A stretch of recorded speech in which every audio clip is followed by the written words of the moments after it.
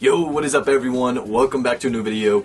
My name is Florida Coast Manga. As you can tell, me and East kind of look similar, but I mean, as you can tell, we're not the same person. And he invited me over to make a couple videos, make a new video series, and it's going to be my personal tips and opinions on how you should protect your manga. He made a video not too long ago, but I don't know, I feel like it wasn't really good. I feel like that was more just kind of the general stuff that everyone does.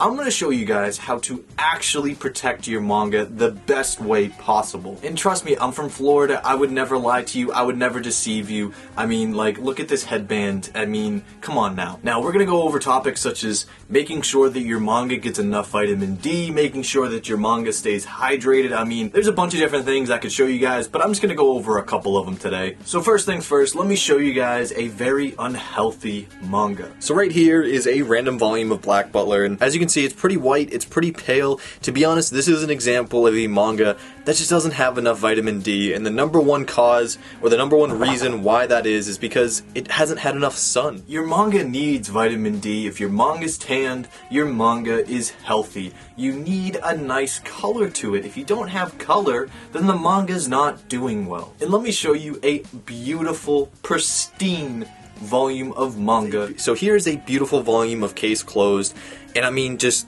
look at that. I mean, this just screams healthy manga. This will be around for 1,000 years or even more. So now you guys are probably wondering, well, how do I get my manga to look that beautiful? Well, there's two different ways you can do it. The first way, and I'll show you both of them, but the first way is if you live in a colder environment. Option number two is if you live in a very warm, beautiful, gorgeous climate like myself. So let's go ahead and I'll show you both of those options. Alrighty, so if you live in a cold environment, then what you're going to need to do is take your volume that you need to get healthy. So we're just using this random volume of Black Butler because I mean, Black Butler volumes always need to get healthier. And you're going to place it right here against the window. And I mean, it's pretty self-explanatory. You know, you rotate it every 24 hours to, you know, make sure it gets enough sun. And I mean, on nice days, you can even open the window. But let me show you guys in, you know, beautiful, warm weather like I have, you know, what we really should do. Alrighty, so we're outside now. As you see, it's absolutely beautiful outside. This is actually artificial snow. Because it gets so warm here, the government needs to actually fly over and drop artificial snow. Right now it's like 102 degrees outside. But what we're gonna do is we're going to toss this volume out here. What you really need to focus on is making sure it gets the maximum amount of sunlight it can possibly get. So obviously put it in the sunniest place. Now, like I said, the volumes need vitamin D, but the volumes can also get a sunburn. So you want to make sure that you protect against that.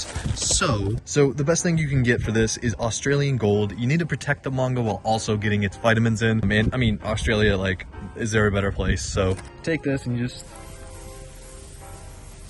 you know, make sure it's nice and protected. And then of course, you know, to make sure you put the sunglasses on also to, you know, make sure that it doesn't hurt its eyes. Alrighty, so we're back inside, and man, this thing got some serious rest and relaxation. What do they call it? R&R. I mean, just absolutely incredible. Also smells like a beautiful summer's day. But we're not finished yet. Next, we're gonna go over the topic of probably the most questions and comments. Should you or should you not bag your manga? Now, I have a very easy solution for you. A lot of people say yes, a lot of people say no, a lot of people say, well, it depends on where you live. But in my opinion, it doesn't matter. I'm going to show you guys the real 100% best way to do this. Alrighty, so this is the #1 best way and best process to make sure that your manga stays fresh. Now, like I said, some people will say, oh, you shouldn't bag it. Some people will say, oh, you definitely should bag it. Some people say, well, it depends on the climate. Listen, it doesn't matter what your climate is. It can be -40 degrees. It can be 120 degrees. I'm going to show you guys the best way to do it. So the first thing you do is you place this on the floor or a table. It doesn't matter. Just doing the floor right now. So you take this spray bottle in my right hand, and it is filled with all natural, all beautiful H2O. And you hydrate a little bit, okay? And then, you know, you spread it around a little bit, make sure it's nice and, you know, hydrated on both sides. You know, make sure it's nice and spread.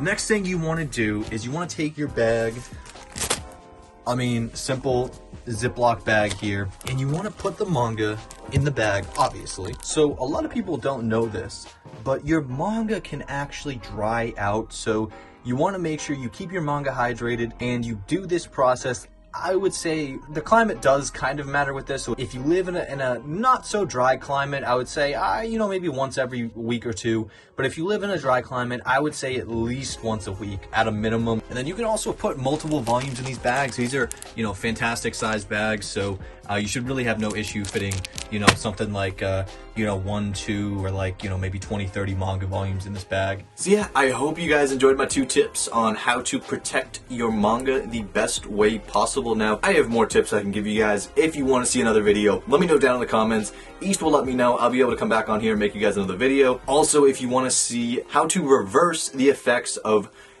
damage on your manga, how to turn an old manga into a brand new manga, let me know down in the comments if you guys want to see that too. And yeah, I hope you guys enjoyed this video, and I'll see you guys in Florida. By the way, guys, this manga I got for like $1 at the manga store. It was already beat up. As you guys can see, it was a library copy. It was in very poor condition, so I figured I'd use this for some funny video skits.